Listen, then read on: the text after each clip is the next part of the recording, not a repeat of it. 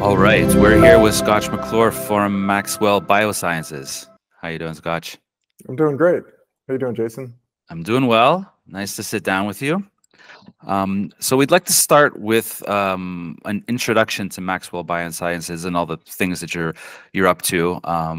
It's a very interesting topic, and I'm interested in learning more, and I think our audience will as well. So I'll let you start us off. And how do you think is a way to look at Maxwell and the work you're up to? Well, I mean, we're doing some controversial things. Like the last talk that I just gave, the title was "Is Aging Contagious?" Right?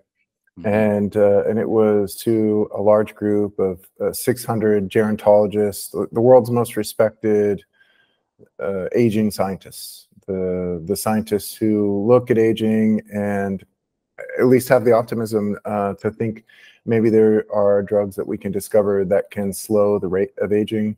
And even some of them think that it's possible that we can reverse aging.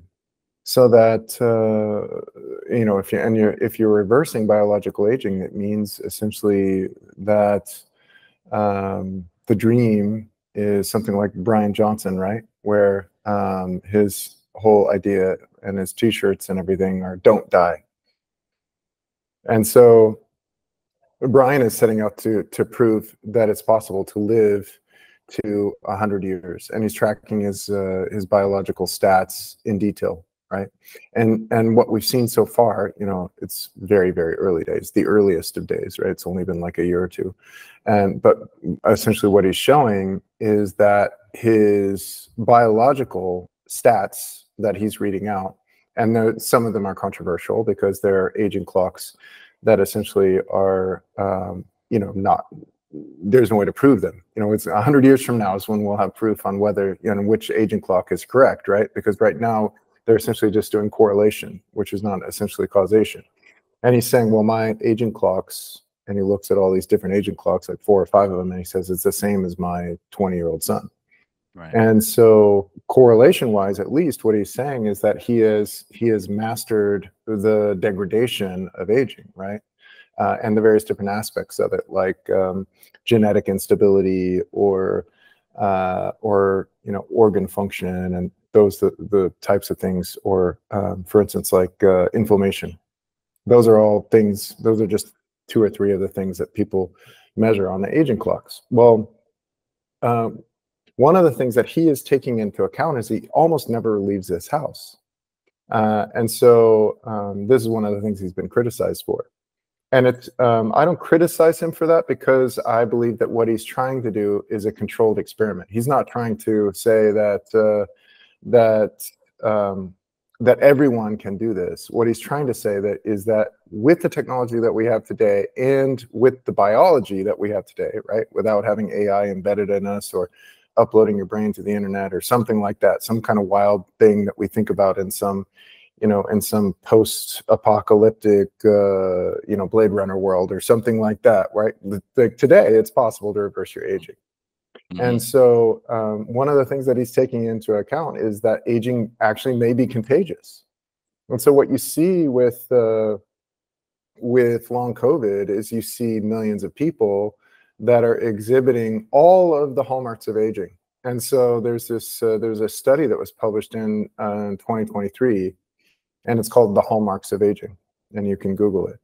And it says, okay, this is what gerontologists, the people who study aging, the biological rate of aging, they say, okay, these are the things that we can measure that show the degradation of aging, as opposed to just time passing on a calendar, right? Mm. And so essentially what they're saying is that genomic instability leads to all of these different things, and as your telomere attrits, as your telomere gets shorter. So for those that I know, there's a lot of people within the microdose audience that aren't aging experts, right? But they're very interested in this field because consciousness and aging and everything, they come together, right? Definitely. So telomere attrition is these little caps on the end of your DNA, and it's like a photocopier count. If you have a photocopier debit card, essentially, right? And it's counting away on the number of times that DNA has been copied to make something else, right? To make a protein or to make a new cell or whatever. Every time it's been accessed and then closed back up again, right? Mm-hmm.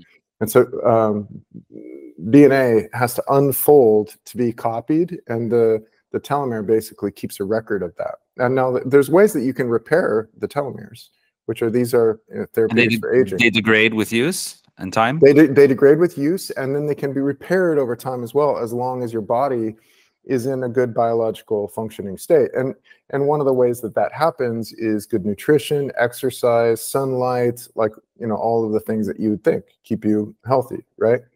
And so my point at this talk, where is aging contagious, is that recently what scientists are starting to even agree on, right? Large numbers of scientists are starting to agree on, is that genomic instability and telomere attrition may not be the primary driver of aging. It might not just be your DNA. It actually may be that dysbiosis, which is the disorder of the microbiome, or you could say the disordering or ordering of the microbiome. You could go either way, right? That is one of the main causes of aging. Now they go, okay, if my microbiome is out of whack, I definitely feel it. Right? Like everybody's had it. A couple days after taking antibiotics, or you drank too much alcohol or whatever, like vodka definitely destabilizes the microbiome, right? It kills bacteria. And so you come in off of your bender, or you come in off of your antibiotics, and you just feel weak, and you feel achy all over, and you try to go to work the next day on Monday, and you're kind of opening one eye at a time, and should I call my boss and call in sick, when really it was just my own misjudgment with the vodka, right? So that is what an old person feels like every day, right? When they wake up in the morning, they feel like that brain fog, right? That is a hallmark of aging, and that's the inflammation, that's the cognitive impairment, that's the memory loss that you're going to be impaired by when you go to work, which is why you don't want to go to work. You're grumpy, right? If there's a kid crying somewhere, you're like, shut up, kid, right? Like just like an old person would, right? Grumpiness. And so all of these hallmarks of aging then are very well classified. And then when you go look at somebody with long COVID, you see every single one of them. Well, now the really nasty booger in the room is, if it's possible, then if long COVID has all the hallmarks of aging, then it's quite possible that aging is contagious. Whoa. So what that, like, if this really gets to the heart of, is aging a natural biological process? And by natural, I mean without an outside force acting on it, right? Like it's just, like if you just set a human up in a white lab room and kept him there for 100 years, would you see the same rate of aging on this person as you would somebody who's out, surfing in the waves and doing all of these things, right? And so no one obviously has done that study before, because it would be completely inhumane. Now the question is, if aging is contagious, then aging is definitely a disease. You see? So if aging is a disease, then, and we can prove it somehow, like if we can show that a disordered microbiome leads to all of the hallmarks of aging, right? And we can get enough scientists to publish on it, and enough scientists to agree, and we can have hallmarks of it, then we can go to the FDA and say, hey, FDA, it's very clear, the whole scientific community agrees, aging is a disease. And these are the hallmarks of what natural aging is, and these are the hallmarks of what unnatural aging is, the diseasing process, right? And if you can get that one little step, if you can just get your foot in the door on unnatural aging is a disease, you eventually get to the point where you say aging in general is a disease, and that it can be reversed. And that if that's the case, then we're in not a post-apocalyptic world, we're in a utopic world, right? We're in a world where you don't have to die unless you opt into the process. And the opting out of dying, which has its own momentum, opting out, just like privacy on the internet, if you're trying to opt out of all the advertisements, it takes a lot of work. It takes a lot of discipline. You have to apply for various different subscriptions to monitor your credit rating, like all that stuff. Same exact thing with aging. If you're opting out of aging, it's going to take a lot of work. So that's what we're up to. You know, underlying that vision is really creating health for the world safely and affordably. If you look at, you know, this idea of, you know, making humans biologically immortal, right? Immortal to the effects of just biology, as opposed to a Mack truck hitting you at 70 miles an hour, right? Traumatic injury is still going to squish you. But if you're biologically immortal, you know, what are the ethical and moral ramifications on the human race if old people never give up their positions? If the chairman of the company is the same person for 1,000 years, then you start to get into a dystopic Blade Runner scenario, right? Yes. So, you know, the key there is it possible for us to give the same basic opportunity to everyone in the world? The basic opportunity. I'm not talking about the premium package of, you know, chairman of a company for 1,000 years. That's more equality in results, which I don't think is possible, you know. Right. So longevity science will have some ethical concerns once you get further down the road. I think that there's ethical concerns now. So, you know, they're already doing experiments. Like there was a published article in Nature, actually, I saw this morning, that showed, you know, there's many dozens of labs that are using essentially, you know, unborn babies, like fertilized eggs that are in the lab that have multiplied, right? They're in, like, you know, the 3-4 cell range where they're just starting to multiply, and then they're doing experiments on these human cell packets, right? And it's like, whoa, like this is on the border of some weird stuff, right? And so now Nature is saying, like, what do we do here? Like, is this a human being that you're doing human trials on, or is it not a human being? Which gets into the whole abortion, you know, world, you know, and there's no more controversial topic. Right. Yeah. So maybe circling back on aging as a disease, is there some other simple way that readers and listeners who are new to this can think of it? Can we paint a bit a more colorful picture of aging as a disease to get our heads around it? Yeah, well, I mean, if you just take away the word aging, which has its own cognitive bias in it, right? And we just say disease, right? Dis-ease, like you don't feel easy anymore. You feel this sense of dis-ease, right? And so, like, when you feel bad, when you feel sick, when you feel inflamed, your stomach is upset, your eye is hurting, or you can't see very well, or like all of those things, those are the things that are not health. We know this is not health. Something isn't functioning correctly, some loss of function, or pain, or whatever. And you know, the goal for Maxwell Biosciences, as I said, is to create health for the world safely and affordably. And the create health part is what I believe to be a fact, is your body has all of the capital equipment that it needs in order to build you. The proof is that you're built, right? You are built. And so something built you, and it was your own body that did it, right? And so if we can continue to empower the body and continue to give the body the raw resources that it needs to build you, and also remove the outside forces, or at least enough of them, that are trying to destroy you, right? And at Maxwell Biosciences, our key focus right now is that pathogens, viruses, bacteria, and fungi, are trying to destroy you. And so we walk around with this paradigm in our head, you know, almost like prey animals, peaceful prey animals. We walk around peacefully, munching on the grass, you know, such tasty grass, such a beautiful sky. I'm a happy cow today, right? And or a buffalo or a deer or whatever, you know, peaceful animals. And if you look at animals, you see that we are herd animals. And our mistake is that we think that we are the top of the food chain. We are not. And well, they would say, well, show me what is the predatory animal that is preying on us?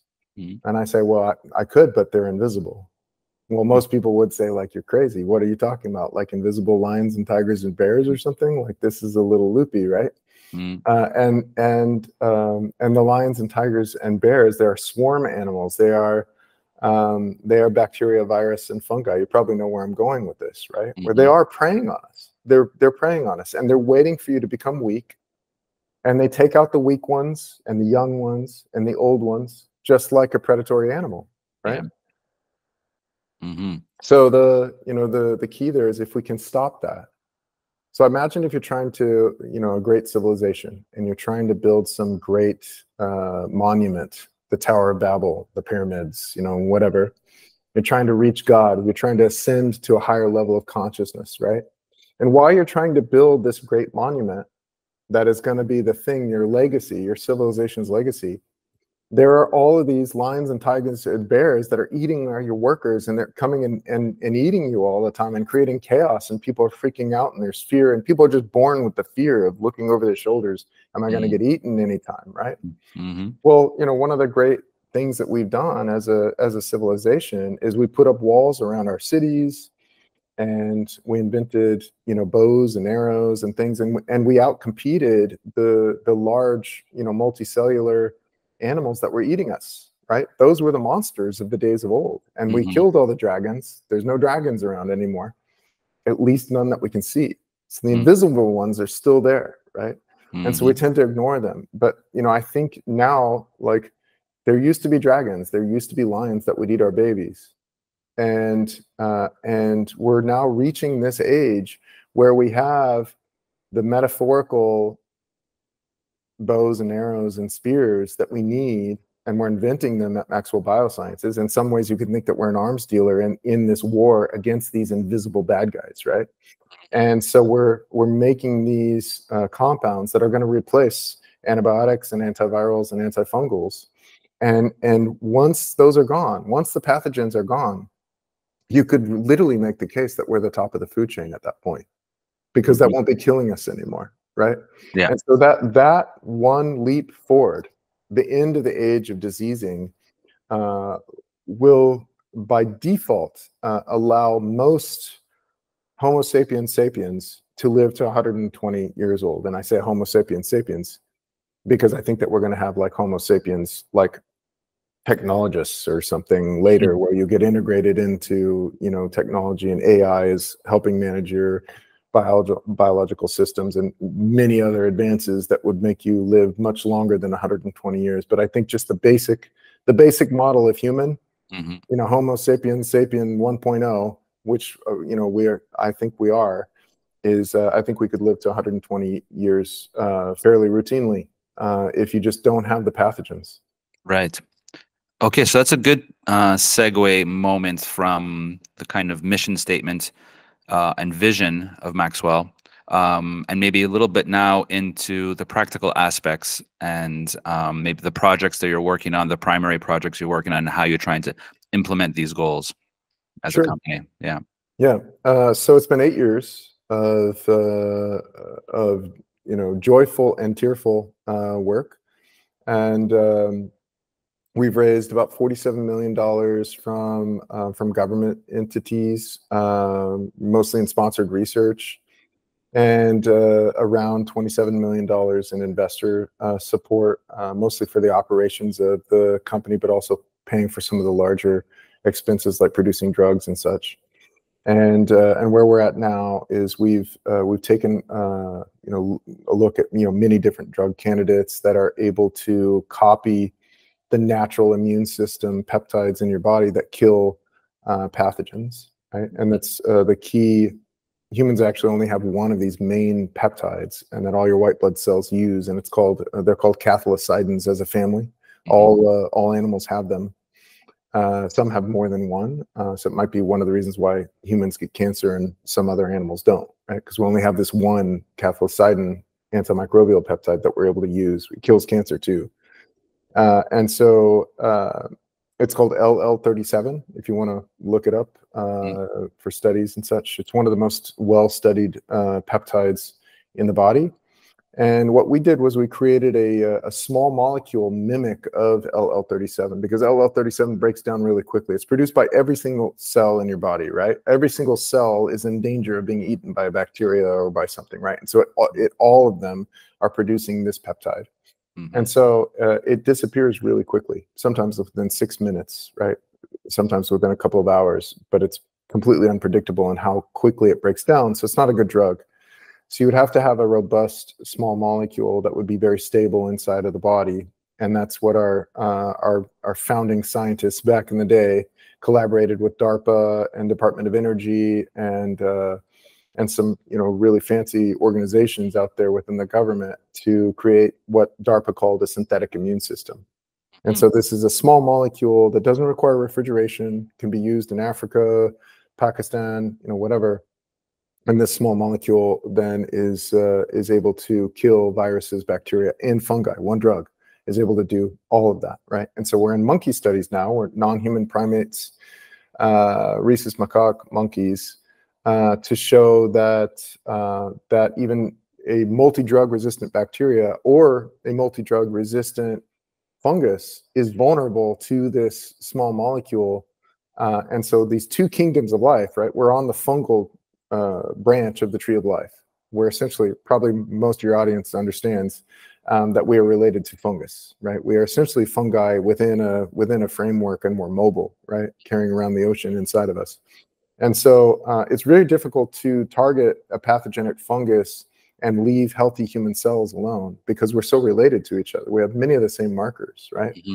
And so this will be the first time that a single drug is able to do that and be safe in humans or in non-human primates, and also be effective against a multi-drug resistant bacteria. It's happens to be methicillin resistant Staphylococcus aureus, which shuts down like the MMA and the Ultimate Fighting Champion. I don't know if you noticed that, but many of the top fighters within those industries are gone now because they got MRSA infections a lot of times in their face, and their face is literally being eaten off slowly. That's why you don't see them, because they're no longer photogenic.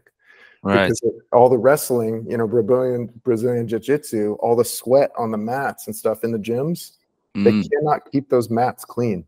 And so Staphylococcus aureus likes to live on your skin. And then over time, the Staphylococcus aureus becomes methicillin resistant, which is the main bacteria used against it. And so these guys get these Staphylococcus aureus infections on their skin, flesh-eating bacteria, and the drug doesn't work for it anymore. And so they're literally just at home with their face getting eaten. So there's nothing that anyone can do. And so it's funny, I was telling somebody about, it's highly technical what I do, right? And I was at a dinner party, and a guy said, what do you do? I usually just say, I'm a biotechnologist. And he said, well, what do you do? What do you make? And I said, well, we make anti-infectives. And he said, well, against what? And I said, well, right now we're doing a test against methicillin resistant Staphylococcus aureus in non-human primates. And this guy was a bit of a big guy, bald, big muscly guy, and I made this jump to probably doesn't understand a lot of technical stuff. Seems like a gym guy, right? And he told me he was a personal trainer, and he said, "Oh my gosh!" And I can't remember the name he said, but that's what somebody within the martial arts community has, and that's why he's gone. And he was like, I heard his face is half eaten off, and I was like, wow, I couldn't believe that. Somebody, just a regular guy, literally a regular Joe type guy, right? A personal trainer at a gym, knew exactly what I was working on and was just completely passionate about it from that point forward. He was like, oh my God, you can save this industry. I used to be in a UFC competitor, and I dropped out because I don't want to get a face infection like this guy. He said, so many of my friends are dropping out. So he said, it's a big deal. It's like, when you know what you're working on is really important. It's when you talk to somebody who's, just at a dinner party or whatever, and they know that it's a huge problem. So remember, we started on it 8 years ago. Nobody cared.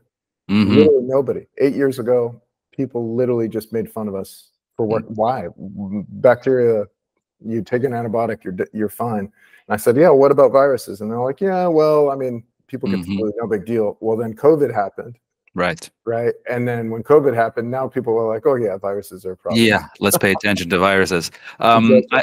I also saw some work on Ebola, on the herpes simplex virus. I mean, it's multi potential uses for Yeah. this development. Yeah, we're getting a lot of attention, not just at dinner parties, right? We've got several contracts with the U.S. military. Obviously, many armies have been stopped by dysentery. Like when your army has diarrhea, it's pretty much over for your campaign, right? And so if you go back through history, the Romans, like everybody, you know, uh, many of these battles were determined not by military tactics, but by dysentery, by diarrhea, by the food got infected. And so if you can keep your food clean and you can keep your troops healthy, then you have a much more functional military to be able to defend your country and your citizens.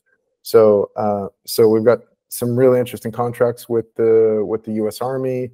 We've got some coming with the U.S. Navy for wound healing. NIH already showed that a couple of our compounds are 100% effective at completely disabling Ebola infections.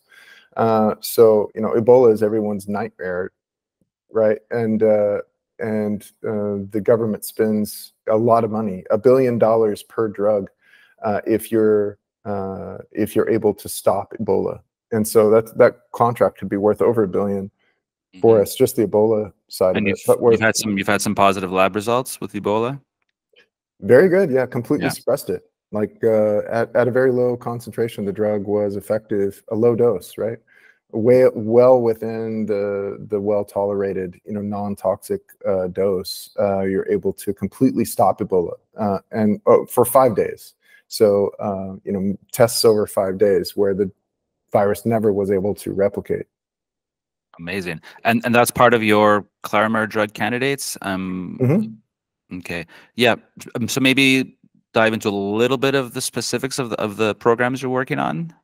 Let's just have a Sure. Well, view. Yeah. the main programs that we're planning to take to the FDA, the lead one right now is chronic sinusitis. So people think snot-nosed kids, and that's no big deal. You go take antibiotics. Well, the problem is a lot of these infections now are antibiotic resistant. In fact, chronic sinusitis, by definition, is 100% antibiotic resistant. And each of us has our own personalized mix of antibiotic resistant fungi and bacteria inside of our bodies, because we've all had different amounts of different antibiotics.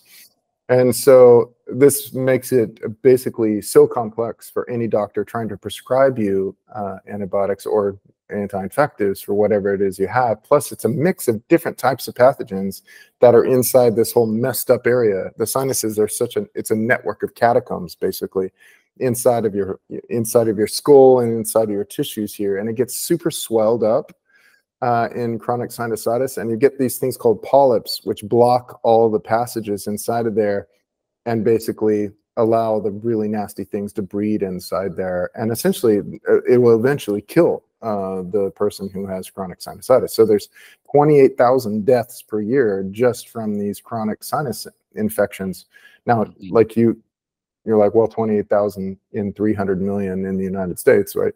How big of a deal is that? Well, there's only 14,000 influenza deaths per year, right? So this is double the number of deaths from influenza, and we see it all the time because you drive by CVS or a pharmacy or whatever, and it says, get your flu shots here.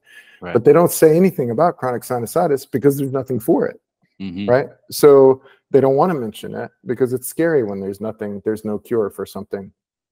So we're in tests right now in non-human primates for that.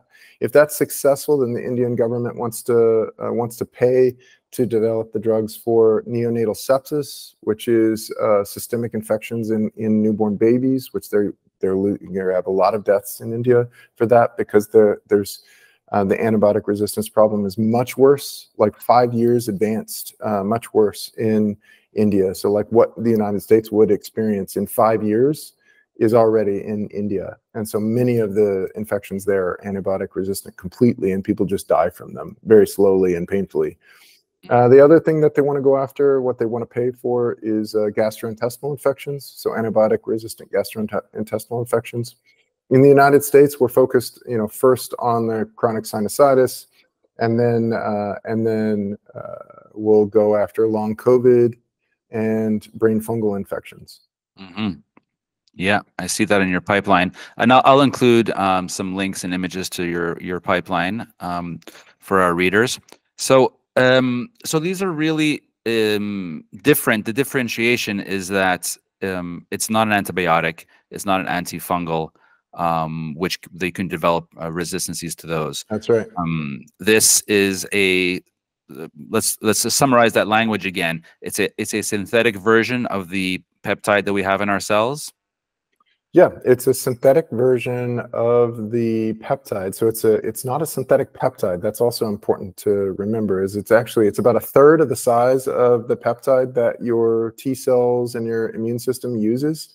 Mm-hmm. So this peptide is what a T cell or white blood cell uses as like sort of a photon torpedo and shoots it at the pathogen.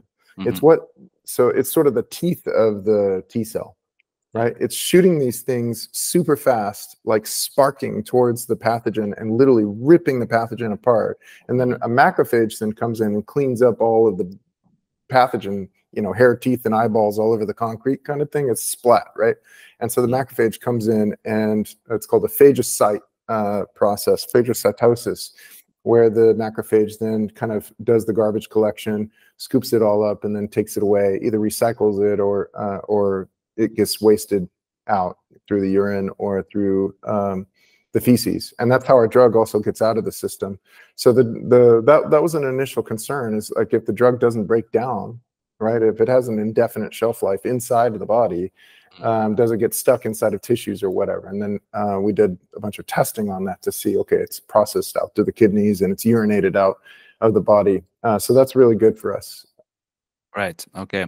So, so we're kind of mimicking or boosting our natural immune responses. But you said that the natural peptides don't last very long, really short life. So yeah, we want to, in essence, give our bodies more of the ammunition to do the work. Right.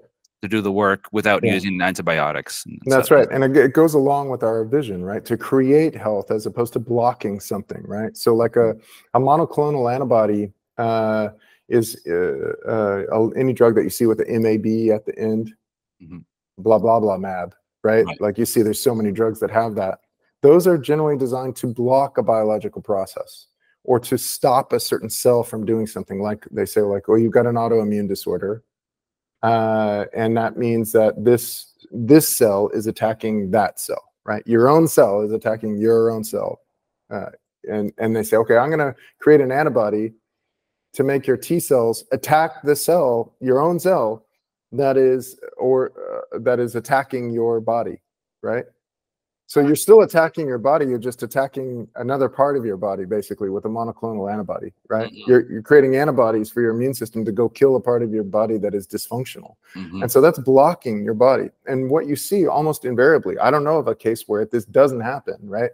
Where like this, you get this side effect where, because you blocked a part of your function of your body, you blocked a part of your immune system. Well, that immune system is, you're taking a drug that's an antibody to kill off a piece of you. Well, that piece of you was supposed to be doing something. Well, then now that function's not being used anymore. And so then you've got all these other problems. And so when I first moved into biotechnology, I said, I don't want to do that. I want to move away from that. I want to empower the body to do what its function is and to do it better. And so can I remove external forces, not the body's own forces, but remove external forces that are hurting the body, right? And so for me, that's really the pathogens. Right. And removing some of the negative side effects of introducing antibiotics into our bodies to such a degree. Because there's and so that was one of our concerns as well, right? Is that do we harm the commensal microbiome? Right. And so what we see in the body, like the natural immune system of the body, these peptides inside of the body are produced at the highest densities inside of your colon, which is where you have most of your microbiome. Right. And so what are they doing inside the microbiome of the gut? Right. So then you can go study that. There's literally hundreds and hundreds of studies on this LL37 and what it does to make sure it's ordering and keeping order. It's like police officers, essentially. Right. It's keeping order in the, many billions of cells of your commensal microbiome, maybe trillions, I don't know, but there's a lot of them in there, right? And so it's keeping order, and that's what we see our drug does the same. It keeps order within the microbiome. So we've tested it in human microbiota inside of a donated colon, it's called colon on a plate test.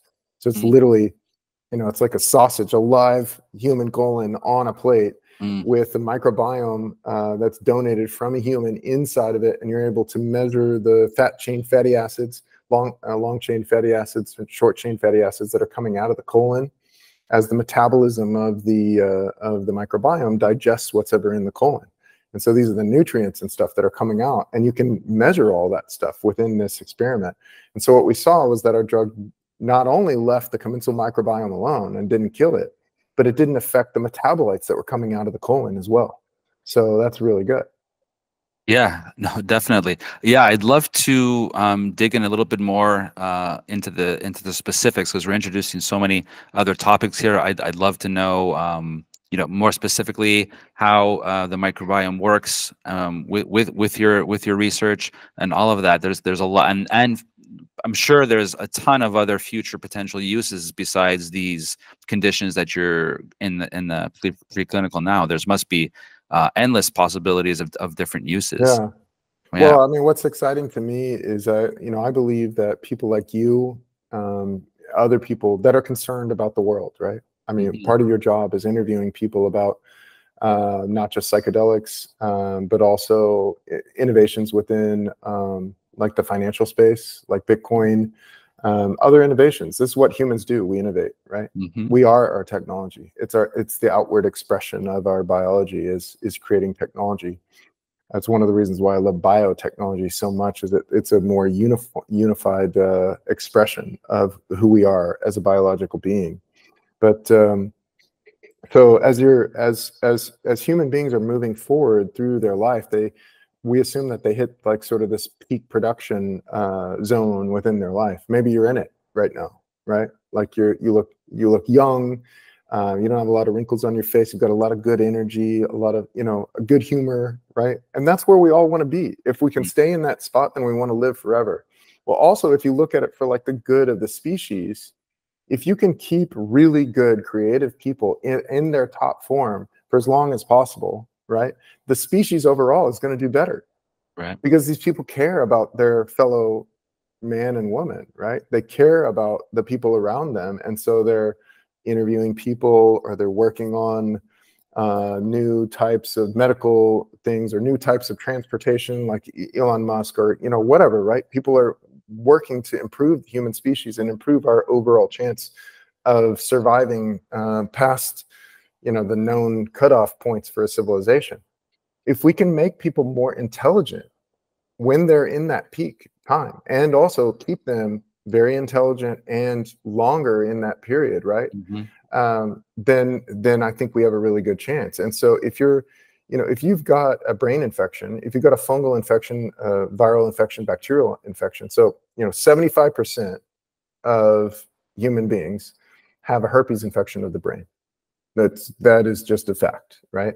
So like 55% of humans have an H. pylori infection of the gut and arterial systems, right? And probably also of the brain. So like if you put all of those stats together and you start putting them all, in one place, essentially what you're looking at is like, we've got a really, really dirty species. Like like if you can get us cleaned up, if you can get the really productive, good folks, get them cleaned up, what you're going to see is an IQ change. You're going to see an average IQ upshift, right? Which is literally ascension, right? We're ascending to a higher level of being, a higher level of consciousness. And I think, microbiome folks,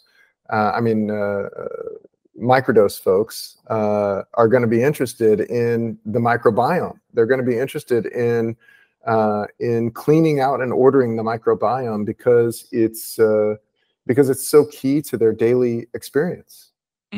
You're not going to be able to optimize the human experience without optimizing the microbiome. It is absolutely key. Yeah, No, I'd definitely love to dive into that, perhaps in our next chat, and all the other potential use cases for this technology. Um, no, there's definitely a lot there, and I think this is a good introduction to all the possibilities, and also on the business side of things, besides the potential help and keeping us moving forward as a species, there's also market potential and all those other business aspects, and I'd love to dive into all of those. I think this is a good introduction for the audience. I'm gonna break this down and get it down in writing as well, and we'll add some source material for people to dig into. Is there anything else you wanted to add to this first chat, Scotch? No, thanks so much for the interview. I really enjoyed it. Good Yeah. questions. Yeah, definitely. And let's do this again. There's a lot more to dig into. I appreciate it. And let's talk again soon. Sounds good. All right, that was great.